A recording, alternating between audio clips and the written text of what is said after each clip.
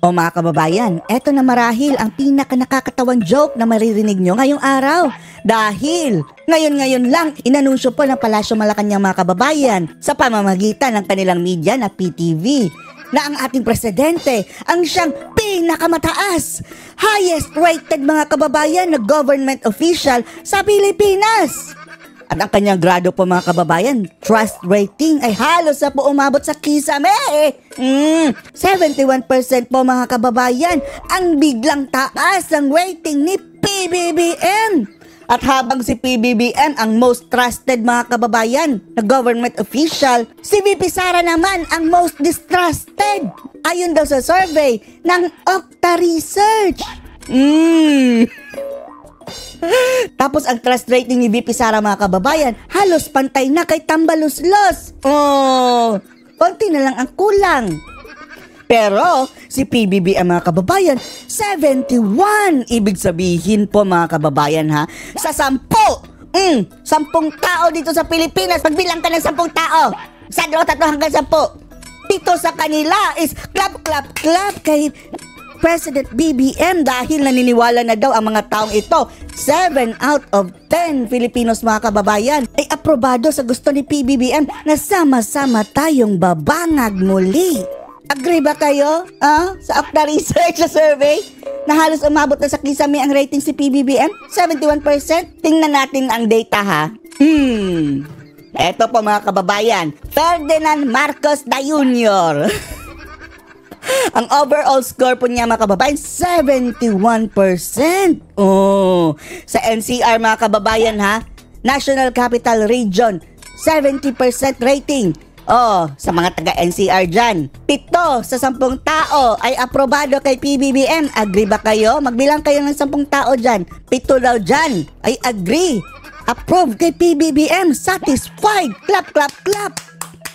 Saludo. The rest po sa Luzon mga kababayan, yung balance Luzon, mas malaki pa. 8 sa 10 tao ay aprobado kay PBBM. O kayo mga taga Luzon dyan, balance Luzon, yung nasa paligid nyo, magbilang kayo ng 10. 8 daw dyan is saludo kay PBBM sa trust rating. Yan po ang sinabi ng Okta Research mga kababayan ha. Tapos sa Mindanao mga kababayan at Visayas, majority rin mga kababayan. Lampas din 50%. Kahit pa sa Mindanao mga kababayan na sinasabing negative siya dati is 56% daw. Sa 2 tao isa dyan aprobado daw kay PBBM pa rin. Samantalang si VP Sara mga kababayan, 65% na lang ang kanyang trust rating. Mas mataas pa nga raw si Chis Escudero mga kababayan na 67. At malapit na po daw siyang ma-overtake ni Tambaluslos mga kababayan na 62% ang trust rating.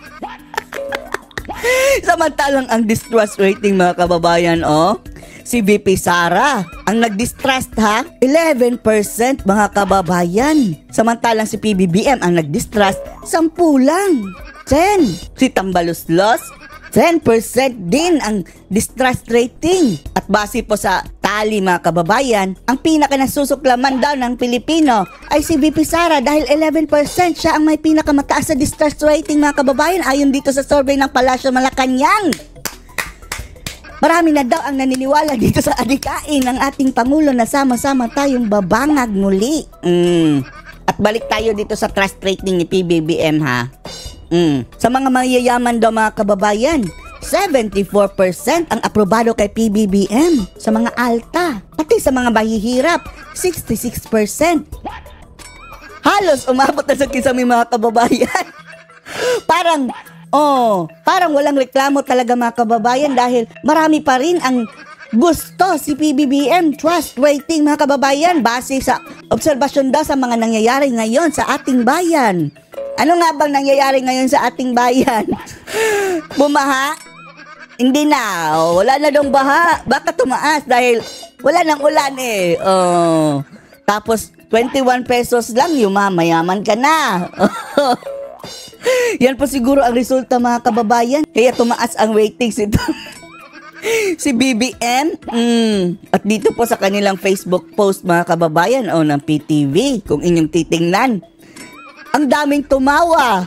Oh, karamihan po sa nakakita ng post mga kababayan ay naghahaha. Oh, saan ba yung 71% mo na supporter?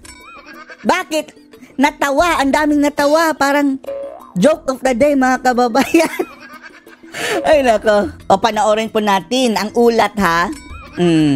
Tumaas pa ang performance at trust rating ni Pangulong Ferdinand R. Marcos Jr. sa isinagawang survey. Hindi na tayo magtataka mga kababayan kung bukas, makalawa, o next month, o next year, aabot ng 100 ito rating ni PBBM.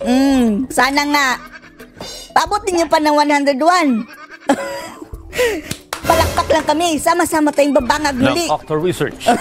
Sa isinagawang second quarter tugon ng masa survey ni... tugon ng masa. Masa, kumusta?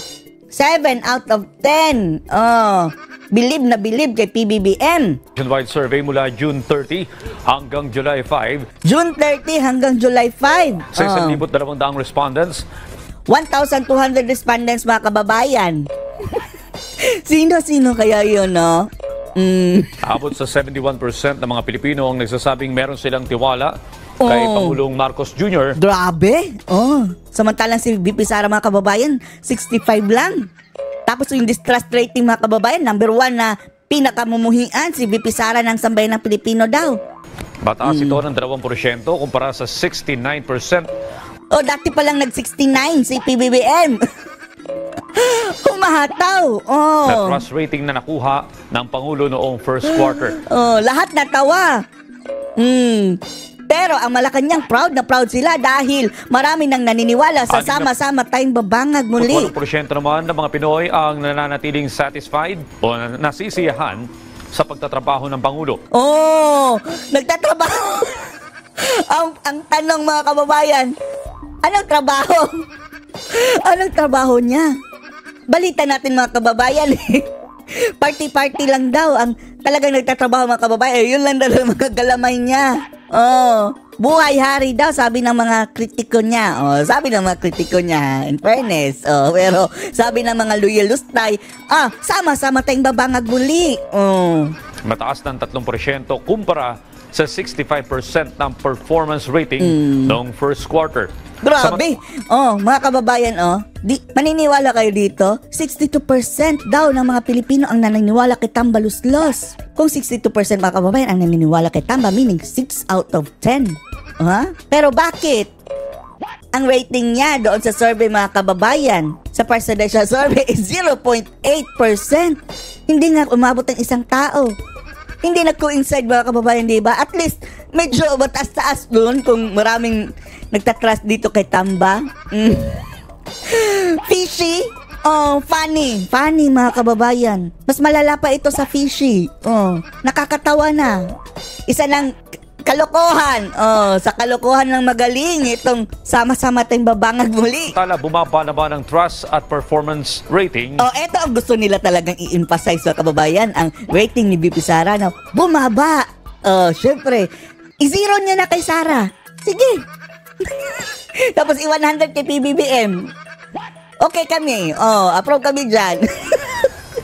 The Vice President Sagarin nyo na. Duterte, bumaba ng 4% ang bumaba kay Sara. Gawin nyo lang 0. Kay BBM, 100, maski 199. Dahil 99 ang isip Rating ng pangalawang Pangulo, kung saan mula 64% ay naging 66% na lamang ito. 66 na lang si Sara. Si Tamba Luslos, humahataw mga kababayan, 63. Konting kembot na lang ni Tamba. Konting bigas na lang ito Overtake na natin si Sara Duterte. Bumaba rin ng 3% ang trust rating ni Vice President Duterte. Ang kinawawa mga kababayan ang Chief Justice, 12 lang. Siguro sa mga data dito mga kababayan, ang totoo ito lang Chief Justice. Baka nagkabaliktad. Baka yan ang kay Tamba at kay PBBM ang 12 nilagay niya sa Chief Justice. Kasi kung saan naabot ito sa 65% mula sa dating 68%. Sama-sama tayong babangag muli mga kababayan. After sa kanyang kaliwat ka ng kapalpakan, tumaas pa.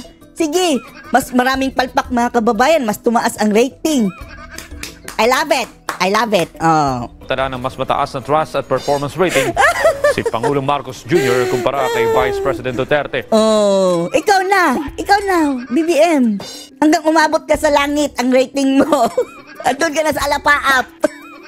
Diyan ka naman natili. Sa kanilang isinagawang survey sa nakalipas na 3 taon. Yay! Anong masasabi niyo dito mga kababayan? Sa sobrang taas na ng rating ni PBBM na halos umabot na sa kisame. Approve ba kayo dito? O kabilang kayo sa mga natawa? Post your comments below.